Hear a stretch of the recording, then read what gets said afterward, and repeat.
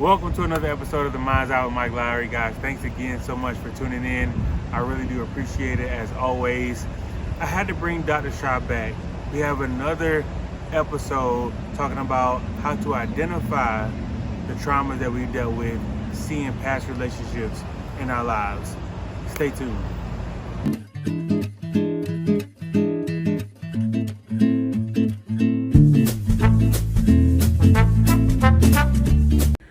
Welcome back to another episode of The Minds Out with Mike Lowry. Relational Roots deserved a part 2. Sure. So with that being said, we had to help you guys understand what dysfunction is. And we had some insight, we had further conversations after the first episode. And based on the comments, the calls, the text messages, the emails, we decided to do a part 2. People wanted more. People wanted more. They wanted more. They wanted some more specifics. So we're here to give it to them. Absolutely. Here we are. So we want, you guys to identify some dysfunction. And I think that's where it starts for healing. Mm-hmm. So I want to ask Dr. Shah some ways to identify dysfunction. Yeah. So one of the main things that happens are people don't realize something is dysfunctional because for them it's going to seem normal. Like, right. Well, this is what we did. So you don't understand that, okay, it might have been normal for you, but it doesn't mean it wasn't problematic. Mm-hmm. So I'm glad to come back and talk about, well, what are some of these patterns that we're talking about so that you guys can be able to identify them and then see, are you repeating some of these patterns? And then that's where you can kind of start to figure out how you can heal once you know what you're actually dealing with. So I want to talk about some of my top, I'm going to give 4. Okay, we'll see how we go with these 4. Like my top 4. She came prepared. Okay, she got 4. I got 4 for you. Right. Okay, 4 for 4. No. We're doing this. We're doing this because we wanted to give a little more specifics for people. That's somewhat of what they were asking for. But these are my ones that I see commonly. These are ones that I've experienced personally or people around me have personally experienced. So I'm well versed on them. And they're just really common in typical kind of dysfunctional families, right? Mm-hmm. So dysfunctional families are going to have somewhat of characteristics or traits. So we're going to talk about some of them. Mm-hmm. Okay, so you ready for the first one? I'm ready for the first one. Now listen, this first one is a doozy. This is going to touch somebody. Okay. Someone's going to be able to relate to this. And I guarantee you someone's also not going to know like, oh, wait, what? That's not a thing. But everybody I know do that. Right. Okay, so my number 1, moving on as if nothing happened. Okay? You know what I mean? Oh, I do. So, what that is, they're in dysfunctional families, right? Nothing really gets resolved. Right. Things get swept under the rug. We don't talk about it. We don't talk about it. Okay? We just especially in our culture. Right. We just move on like it happens. I'm going to let you cool off, and then we're going to go back as normal. But nothing actually changed. Yeah. We just are cool again. Yeah. It's so prevalent. We have jokes about it on social media. For another example, the ones in relationships will say, when you're mad at your partner, and you just be like, "You hungry?" It happens so much. We joke about it. That is a good example. Yeah, it is. Right? It's like we didn't really talk about it, but we just gonna move on. And I'm gonna put my feeler out there to see if you got over it yet. Because if you say you're hungry and we eat, guess what? We cool again. Right. And we don't talk about what happened, what went on, how we felt, what we going to do differently. We just move on. And then they do that continuously and continuously. No one really gets to the root of what's going on. They're okay with just moving on because nobody wants to feel the pain of what's going on. Exactly. And it allows people to escape from accountability. I don't have to say what I did wrong. Right. We ain't got to talk about it. Right. Okay? Right. It's dysfunctional, again, because you're not solving anything that way. Like you said, you're sweeping it under the rug, but what happens? There's only so much. Back up again. There's only so much room under the rug, and it's going to creep back up. So then what happens is, like, you could do this little small thing, and then now you're bringing up something that happened a year ago. That's how on top of this little small thing, you did X, Y, Z, A, B, C, D, and you just sitting there like, look, I didn't sweep today. Like, why are you bringing up all this other stuff? Here's another way you'll see it. When someone's reaction seems out of proportion to what you're talking about, you know why? Because they're not actually mad about that little small thing. Right. They're mad about something else that y'all never talked about a year ago that they just kept under, Right. let him talk about it. So you think it's about, well, why you leave my drink out and put it in the refrigerator? Yeah. Why are you yelling at me over that? Right. Yeah. It's not that deep, but you were acting it because it has nothing to do with It that. had nothing to do with that. It has underlying feelings. That was just an opportunity for That's you to right. bring up that thing you've been thinking about a year ago. You know what? Because we moved on like ain't nothing happened. Right. Like I said, nothing gets resolved, therefore nothing changes, and you keep repeating the same thing. You're often having the same argument or just variations of it. Right. And but they exactly. get bigger over time because, like you said, that dust pile underneath is growing. Yeah, it is. Because you just, we just move on. Because it can be, it's uncomfortable to confront someone. It is. It's uncomfortable to talk about, But you hurt my feelings. Yeah. Or I didn't like when you did X, Y, Z. Right? And so when you're thinking about family of origins, why people might repeat that is, let's say growing up, anytime someone would bring up something that someone did, it led to a big argument. Right. It led to people not talking for a while. So that can teach me, like, oh, well, if we just don't talk about it, we can be cool. We won't argue. Right. Right? Like, And we're that good. means it's okay, but it's not. And that means we're okay. Yeah. Right. Okay. So that's a super common one that I see a lot, but it's very frustrating. Okay. Especially when one person is like, but I want to talk about it. But guess what you can't do? Yeah. Force somebody to talk about it. You can't. That's the hardest part because, like, a lot of times I want to talk about it when it happens. I'm the type of person, like, whatever is transpired, let's talk about it, let's communicate about it, let's resolve it. But I understand that, like, the other person may not be in a place to talk about it, and that's frustrating to me. That's a common pattern. That's a great point that you brought up. So that's where having a conversation and negotiating, like, because sometimes you're right. I'm not that person. I'm the opposite, right? You so my husband's that person. I have to calm down first. I have to cool off. I have to process what I'm thinking and feeling so that I can express it well. But if we're doing it in the heat of the moment, I'm going to pop off and be behind. I'm just going to start yelling at it because I get flooded with emotion when it's high like that. So I have to bring that down because then I'm not rational. So like at some point there has to be some type of balance. Yes. Because it can't be always when you want to talk about it or Correct. when I want to talk about it. Because there's sometimes, like, you know, in the heat of the moment, it's like, well, I need to get this off my chest. And then you just, like, every time I need to get something off my chest, you just go in the shelter, and then a week later you want to talk about it. I'm just like, you know, I'm not even in that space no more. So so there has to be some understanding about when that's going to happen. Right. And so probably 24 to 48 hours is good enough, not a week, right? That's going to be, you're right, that's going to be it happened well, at 3 o'clock. Let's talk about it at 3:02. Look, people wanted these specifics. So a good thing to do, hey, I want to talk about this. Is this a good time for you to talk about it? Right. Check in. The person says yes, go ahead. If the person says no, okay, respect that, give the space. When do you think you'll be ready to talk about it? Again, when you're having a healthy relationship, the person should have an answer for you. Okay. What if their answer is, I don't know? They got to give you a timeline. Because again, if we're trying to work on things, then it's like, I need an idea. There has to be some commitment to resolve this matter. There it is. There has to be some commitment and willingness to resolve it. And so that's probably a conversation to have when you guys are not in the heat of a moment. That's when I talk about you have an understanding. Then you're executing that understanding in the moment. So you don't try to figure out the plan then, because you're right. That again, you're not rational. You're upset. Right. Have that conversation. Hey, the next time we have a disagreement or something, what is our plan? How can we handle it? Because you're right. My husband was just like that. He was deal with it now, right then and there. And I had to say, hey, that's not what you want. And he had to learn a couple times, like, you know what? That's what you want. She right.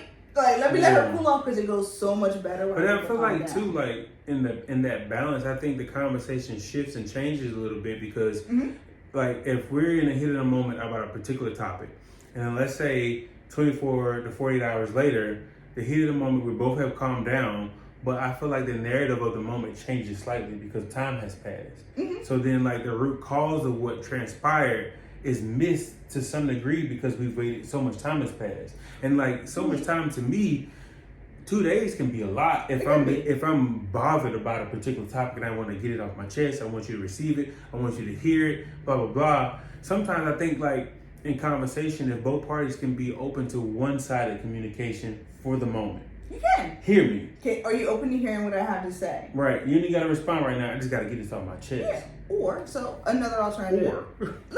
No. They should be saying it's not. Or. The reason why I say that is because different things are going to work for different people. For and sure. I don't like giving hard and fast rules like everybody has to do the same thing. For sure. So that is one option. Another option could be while you're waiting, you could write it down in a note. You could write it, in the phone. You guys could have it. My husband actually came up with this. He's like, we'll have a shared note. So I'll put my thoughts and feelings in it. When you're ready, you can look at it, or I like that. you can process it while you're taking your time to process and coming back to me.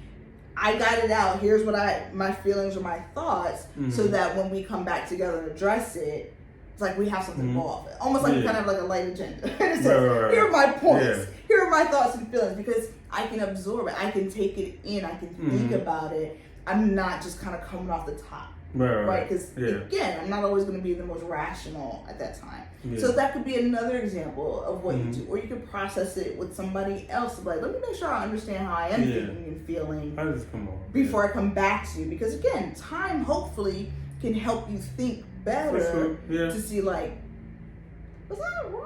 Or could I have said that differently? Is that what contributed to kind of where that disconnect was? So that's why you're allowing a little bit of time and cooling off. But if you can handle it right then and there, great. It's just everybody's not capable, or there are times where that's not ideal. And it takes at least one person by our time out. Like, we're getting up here. This ain't working right now. Right, because you can come back 10 minutes later. Like, it doesn't have to be a day or two. It could be 10 minutes later. I think it's like understanding like your audience, I always say, and your audience can be your spouse or your significant other, and understanding how they receive information. And then like also have some sense of assertiveness, because you have feelings too that need to be heard, but then also not to a point where it's not overbearing to the receiving end of your spouse. And it's finding that balance. I think with time you can kind of gather that. But with that being said, what's number 2? Well, wait, before I get there, I didn't say this. Because keep in mind, people want to be heard and validated. That's going to be the goal, right? Not to be right, but to be heard and validated. And what can make that difficult is if you didn't see that modeled growing up. So that's why we could fall into that pattern, because we didn't see how to resolve things growing up. So that leaves us kind of behind the curve of like, well, how do I get that I need to do that? How do I do that? What is and so that's some of the things that we were just talking about. One way. Okay. Sure. So next thing, my goodness. And I think the men are going to really resonate with this one, because not that we're the only women are not the only ones that do this. Men, I'm looking forward to this one. Listen, you probably have to tell me what the male version of this is. Okay. But I do see this in a lot of women. Not expressing your emotions, which AKA, I'm fine. There's nothing wrong. I'm fine. Listen to how you're saying that. Listen to your tone and your body language when it's clear you're not fine. Yeah, so I think that, like, especially for men, especially for black men, I think that our society has taught us so much that showing a sign of vulnerability is you being soft. And I spoke about this in previous episodes, and like men are afraid to be soft. And then, I always say you have to know and understand who you can be soft with. And like, soft sounds like a horrible word when it comes from a man, but like, you really need a place of safety, or being able to be vulnerable with the right people. And if you're doing your due diligence and communicating with the right people, you know who you can tell what to. You know who you can be vulnerable with. And I think what society has created this narrative that we can't do that. So a lot of men keep a lot inside because of the narrative that's been created. So like you could find a woman and date a woman, and if like you're in between, like your situation may not be particularly ideal, you won't say nothing. You'll get ridiculed for it because everybody goes through seasons. But now I'm running into you in my bad season, and I can't really express myself because of what society has created, and you could have helped me. Right. You know what I'm saying? But so the male version is being quiet and not sharing. We keep it in because we can't let it out. So what I've learned to do, at 39, is know who I can tell what to. I know who I can be vulnerable with, and I know who I can't be vulnerable with, whether it's my closest friends, family members, or what. And you learn that over time, you know, dealing with different people. Like, I don't tell everybody everything. Right. And I learned too that like a lot of people want to hear how you doing to justify that they're doing better than you. Yes. So I realized too, it's just like, how's you doing with this? Copacetic, one day at a time. So in a healthy relationship, then, right, the goal is to be able to create that safe space where both partners can be vulnerable and express how they're feeling without the judgment. Yeah. One thing that's important for people to know: feelings are not good or bad. Yeah. They're without judgment. They just are, right? They're valid. They're information. We don't have to judge our feelings. They're often just responses to what's going on, right? So being able to create that space for your partner is key in a healthy relationship. And Absolutely. you do that by not criticizing or judging how someone's feeling. Exactly. Right? So if you said something that hurt their feelings, right? It is not to say, well, that shouldn't hurt your feelings. That's not for you to say. Well, let me be honest with you. This for the fellas right here. Okay, come on. So, like, there's a lot of times where I got homeboys, even in situations I've been in, stuff that I've seen on social media, things, you know, that I've researched, where we do find ourselves being vulnerable with a particular woman that we care about and that we love. I know where you're going with this, guy. And the way she receives it and saying, well, why don't you X, Y, and Z, as if my feelings aren't valid. I don't have a right to feel this way. Right. And then 6 months, 8 months from now, a situation may occur that could seem similar, and she throws it right back in my face. Throws it right back in your face. So you're right. So then that is how not that really- encouraged me it's to not. be like, oh, you know what, I'm gonna keep telling you what's going on. Or even as I move on to another relationship, I'm gonna keep telling somebody else. I'm gonna just keep it to myself, or like, you know, tell somebody that I don't know, like it ain't gonna be you. No, that is a common complaint of men. Yeah. Like I'm afraid to share something because I don't want it thrown in my face later. Right. And you're right. That type of behavior does not create that safe space that we talk about. Not at all. So I'll give you an example of something that we use in my marriage. So it's kind of like we'll say honest moment. So that automatically is a cue for me and my husband to, number one, I might say something that you might not receive well. So kind of like prepare yourself because I'm about to be real honest.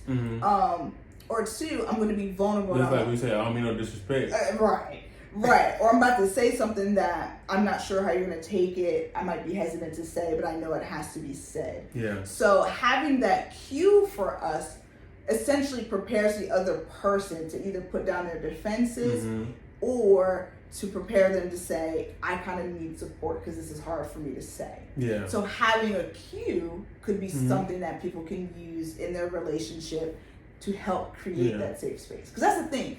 We don't have to judge people. Again, if the goal is listening and understanding, I just want to know where you're coming from. Right. That's what I'm. But see, that's coming from a mature woman. Well, that's the point, right? We're trying to have mature, healthy relationships. We are trying to have mature, healthy relationships, and I think the unfortunate piece is that, like, a lot of times people are meeting. They're coming from two different spectrums, from different walks of life, at whatever age, trying to come together, and nobody has any emotional intelligence. That's another key, yeah. Yeah, and so that is a part of this. Yeah, so like them trying to come together and create those boundaries or safe places or things like that in the beginning is difficult. You know, like you and your husband are able to do it now because you have established time. Yes. Like that's not something that's transpired on day one. Like, no, but we have missteps along the way. Well, for sure. We absolutely have missteps along the way. That's part of the game. So, like, how do we help people that are newly in spaces where, like, they're just meeting? How do they continue to, like, be better in their dating process? So that's part of what we're talking about, right? Being able to identify some of these things in your partner, for example, right? So if you see some of this behavior, you're like, oh, okay, let me make a note of this. And then how do I talk to them about it? Yeah. So, hey, I noticed when I did this is how you responded. Again, I'm trying to understand, not criticize. That's the thing. People come from a place of criticism or shaming as opposed to, let me understand what's talking going at on. Someone versus talking to exactly. someone. So it's like, so what's that about? Or Like, why did you, even if it doesn't come out perfect, well, why did you do that? Yeah. You know, like, I didn't expect you to do that. So again, it's articulating yourself coming from a place of curiosity. Like, what's that about? Right. And people should do that from day one. Try. I know it's hard. It is. I think a lot of people are on their defenses right now. For sure, and I think that like it's about dating intentionally. But I do understand this economy right now, not like financial economy, but just the economy of dating. Yeah. Like what that looks like now is different. Right. Back in the day, you could take a girl to like a regular restaurant. She was feeling you, and it'd be okay. Now, like we can have a whole other episode on that. Yeah, but I don't want to get into that. Tell me. Come on. Look, I can tell you. Yeah. But yeah, so it's identifying that in your partner, but also within yourself. Are you doing these things? Yeah. Because again, if we're focusing on you and trying to correct yourself, are you having trouble expressing your emotions? Well, one thing that you can do is first learn to identify your own. Right. A lot of us weren't brought up with feeling words outside of like mad, sad, what is it, like mad, sad, happy? Like it's like it's almost like you have 4 primary colors, you have 4 primary emotions. Yeah. And people don't know much outside of that, right? That's what we talked about the internet. What? They have feeling wheels, they have explanations of what are the feelings, so you can put a label to it, because you can't express or tell someone or share with someone that which you don't know for yourself. If that which you can't put into words for yourself. Right. And a lot of our parents didn't teach us that. I mean, they do a lot of that now, like, oh, you're feeling sad because this and this happened. That wasn't often reflected to us. Yeah, right. So it is definitely a different process to then do that as an adult in a relationship, because again, some of that is like you're reparenting yourself. That's a whole like word that they're talking about now. You're being for yourself and your partner, in a sense, that which you didn't have. And so a lot of this is what we call like meta processing. Like you're talking about the actual process and the content of what you're talking about. So how am I talking to you is just as important as what I'm saying to you, or how I'm directing and navigating around that. Right. It's just as important as what the content of what we're actually saying. Yeah, that's good stuff. So moving along to number 3. Boy, okay, so we do see this in a lot of parent-child relationships that can then be carried on into your partner relationships. Codependency. So let's talk about what that means. Cool. Okay. Codependency is essentially when you take responsibility for someone else. So you take responsibility for how they're feeling. You take responsibility for how they do things. Right? It's very close to kind of enabling. You do things for people that they can do for themselves, but either aren't willing or don't want to. So there's just not that fine line between you and me. It's a mesh. Like where you stop and start, it's not clear where I stop and start. Right. So I'm doing things for you that you could or should be capable of, but are not, right? Can that stem from overcompensating because of what you lack prior? So if you have a parent that for whatever reason wasn't able to fulfill certain roles or duties, and then as the child you stepped in and started taking over, you might feel that same sense of responsibility in your romantic relationships then, right? So say, and it could happen for different reasons. So say you had a parent that may have had like a chronic illness and couldn't do a lot of things for themselves. So we're used to, hey, could you get up and get me that? Okay, I give that to you. Or, hey, could you do that for me? Okay. So if you're in that pattern, you can equate love with taking care of someone. Right, yeah. And then in relationships, you're doing that, but when you have actually a fully capable person. Yeah. And they're not stepping into that role because you're doing everything. So it's almost like mothering or parenting your partner. That's a crazy point, because like people misconstrue what love is. Absolutely. Like people think that like taking care of a particular thing means that you love somebody, but that's all you know. If you love me, you'll take care of me. Right. When you're actually capable of doing it, you're just not. Right. Yeah.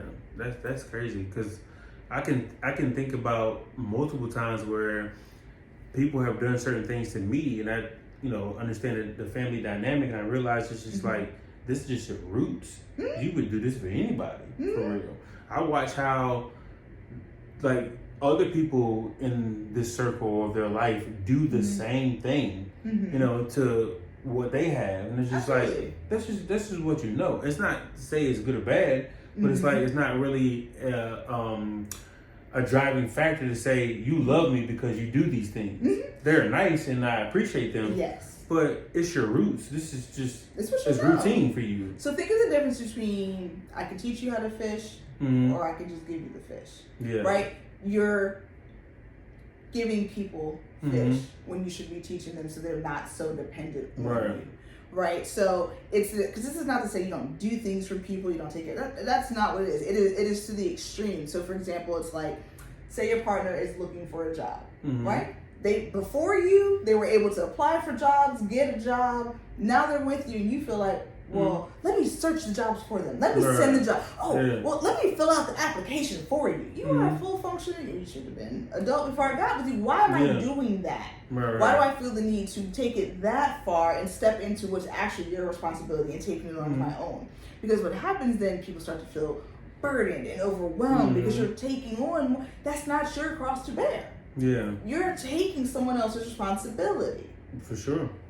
That they should be doing. And so again, you see that often in relationships. I mean, we talk about it a lot casually, like on social media, like, I'm not building a man. I'm not putting... Yeah, I'm not being his mama. But lots of people do. Why? Because they were put into that position as a child. Right.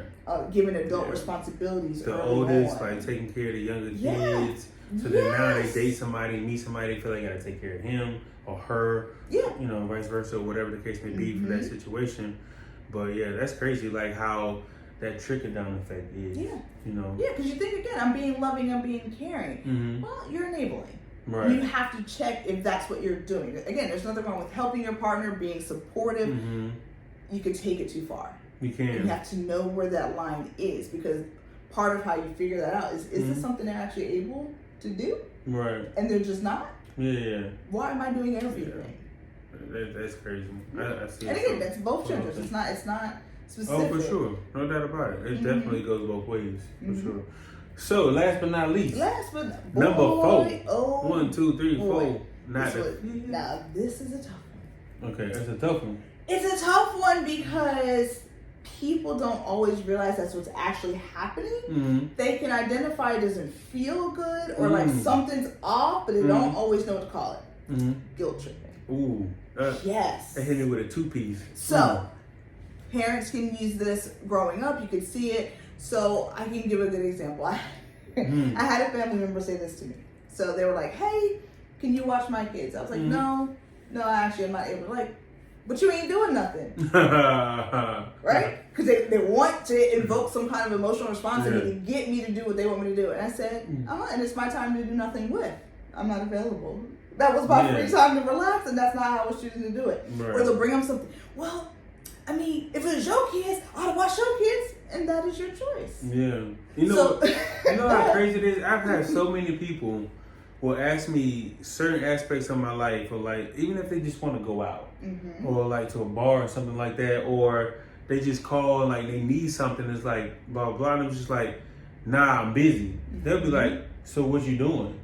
And to me, it's like, how are you asking me what I'm doing to justify whether what I'm doing is worthy or more important than what you need? You know what I'm saying? That's crazy to me. Yeah, no, it is, because again, it's a form of emotional manipulation because someone is trying to influence how you're feeling to get you to do what they want. Exactly. Right? And so in in relationships, like, well, if you love me, you would do that. Or in my past relationships, they would do, because again, I'm trying to get a reaction out of you because ultimately my motivation is to get you to do what I want. Exactly. And I'm stepping over whatever boundaries you may have put up. I'm not respecting your no, or I'm not respecting what you're saying. And I'm trying to get at you emotionally. Yeah. And that's not healthy. That's not healthy at all. Respect the no, or respect whatever the answer is, or accept what it is. Stop trying to change it and force, in a sense. It's a way to try to force someone to do something that they were like, respectfully no. Right. But it's so common. And it can be subtle. Yeah, it can be super subtle. I think the same thing goes to like best friends that I connect with, and they'll call and they'll be just like, how are things going? Like, everything's cool, no, but how are things going? Like, everything's fine. How are things going at work? Work's cool, it's, you know, it has its ups and downs. No, okay, so how are things going with Mine's Eye, the youth channel? It's cool, you know, this and that. They're looking for an avenue to critique, you know what I'm saying? Like, to, like, kind of like, oh, well, why don't you do this? Or why don't you do that? And it's like, I feel like that form of manipulation comes in different forms. Not just in a romantic relationship, but just in your, of course, you know, your friends. You know, sometimes not everybody wants to see you do well, you know, and they just want, or they're not doing, you know, at a place that they hope they'd be. So let me hear something bad about your life. And like, I literally had people like ask me from relationship to business to my job to my finance down the line about what's going on. And I feel like if you really are a true friend, you want to understand that, there's a way to ask that. So that's a good point. People aren't always intentionally doing it, right? People are often operating at the level at the best they know how, right? So for some people, the only way they know how to get things is to try to manipulate, is to try to guilt trip versus being more direct. Right. Again, that's a skill. Being able to communicate clearly, communicate directly, not feeling like I gotta force your hand. Right. Right? So it's not always intentional, but nonetheless the impact is important. So that may not be the intent, right? But the impact of behaviors can be just as much, if not equally as important as the intent. So I've learned, again, like I said before, of who to tell what to. You know, in terms of relationships, like friendships, you know, whatever, even family members, I've learned, you know, who to tell what to. So it's like, sometimes people are fishing to elevate themselves over you. You know, in relationships. And relationships can be just, you know, friendships, platonic. Yes, they can. So keep in mind, some of it comes from just being a deficit of not being able to express yourself better. So that's why people will rely on these. Because I hate to say it, it's effective. It can be. Yeah. It can be effective. You're playing on someone's emotions. You're playing on someone's care for you, right? Because when you're in a relationship with someone, you want what's best for them. You want to help someone. You want to be there. And so they're kind of playing on that. Versus just being a little more direct or, again, accepting wherever your boundary is. So being mindful, did you see that growing up? How did you see that? Are you repeating that? Are you not trusting that just being direct is going to get your needs met? Because essentially that's what it is. We do these things in relationships because we're trying to get our needs met, but we're going about it in a dysfunctional way. For sure. As opposed to a healthier way. Because that's all we know. That is the point of what we've been talking about this whole time. For sure. That is what we know, and so we're going to repeat what we know. But we have to learn that it's not always healthy, and it can be problematic if you want to get out of that cycle, identifying these things and using some of the ways of how you can correct that we've just talked about, or what's going to be necessary. So I want to create a number 5 as we conclude. Okay, go ahead. Right? I'm going to follow your lead. So as we conclude on number 5, how do we undo these bad habits? How do we undo these things that we've seen that are repetitive, that we take from relationship to relationship?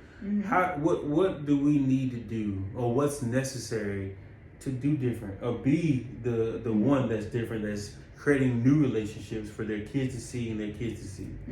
Well, first you have to know that it's a problem. You can't correct. What is one? I remember someone saying back in the day, if you don't reveal it, you can't heal it. Right? So you got to call it out. Call out what it is. So we're giving you today some of the examples of these things so you can call it out. Oh, you know what? I did see that. Or, you know, I have noticed that pattern in my relationships. Either you've done it or you've accepted it in relationships. So we're calling it out by name. Right now, of course, this wasn't an exhaustive list, right? We're just giving you a little snippet to hopefully encourage you to go out and research more of this on your own. Again, we talked about books, podcasts. They're talking and naming about all these different types of patterns. Once you've identified it, it's then what are those people saying? What are the things we talked about? How do I address this?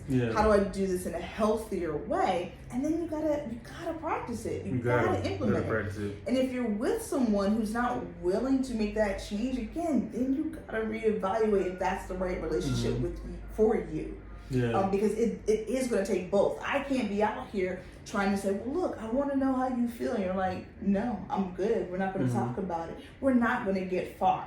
Right? So identifying them, figuring out what are some of the ways you can address it, thinking about it. Like, what makes sense to you? Right? You said, like, okay, I didn't see this growing up. Well, sometimes, like I said, growing up, all I had was TV shows. And what I can repeat and say, well, someone acknowledged that, oh, I messed up or I said this, and then they apologized. And then people felt better. Start with what you have around you. It doesn't have to be super deep. If you can't go to therapy yet, if there's other things, look at other examples around you. Are there healthier examples that you can pull from? Ask people of, how does that work for you? Like I shared what my husband and I do. You wouldn't know that unless I shared it with you. For sure. Right? And why do you know that? Because we've had conversations. Well, this is what works for us. Doesn't mean you have to do that. Perhaps try it. See if that resonates with you. That kind of thing. So using what you actually have around you or have access to. The point is, you have to take initiation. Right, for sure. Nobody's going to do the work for you. You have to do the work. This is just a start. This is just the tip of the iceberg. You then have to take this, have that curiosity, have that commitment, have that motivation, and take the next steps for yourself. For sure. You have to definitely be intentional. There you know, intentionality is the first step of healing.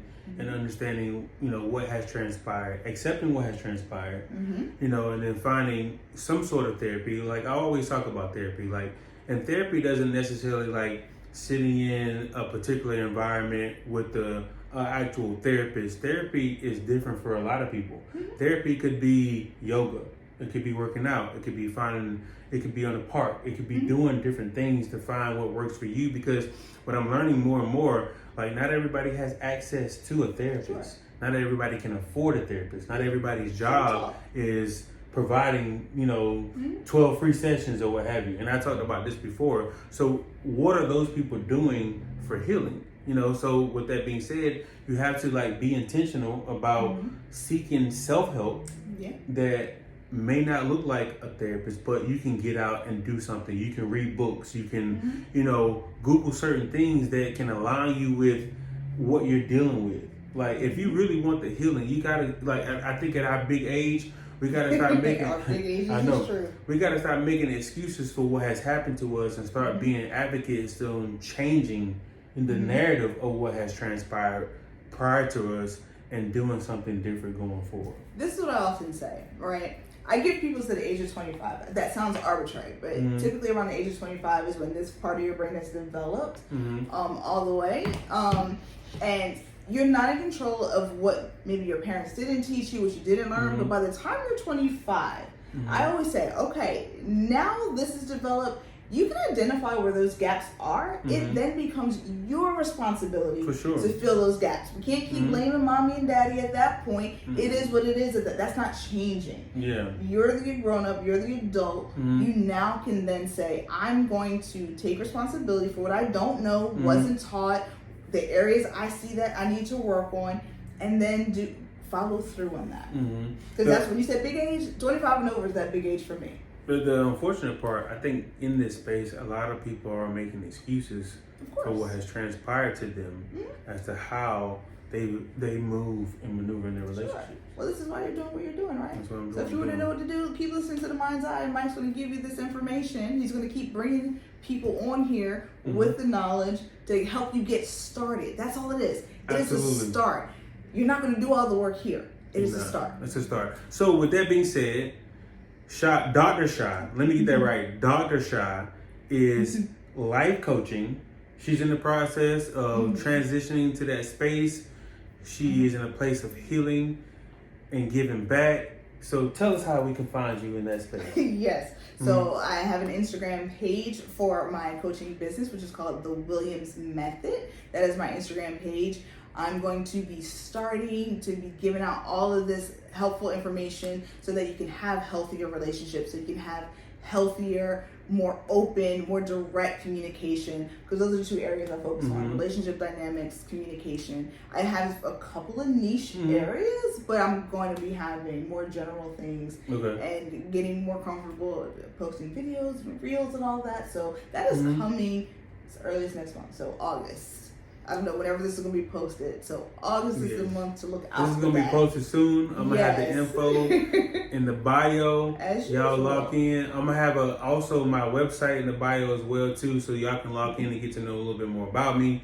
You can text me, you can email me.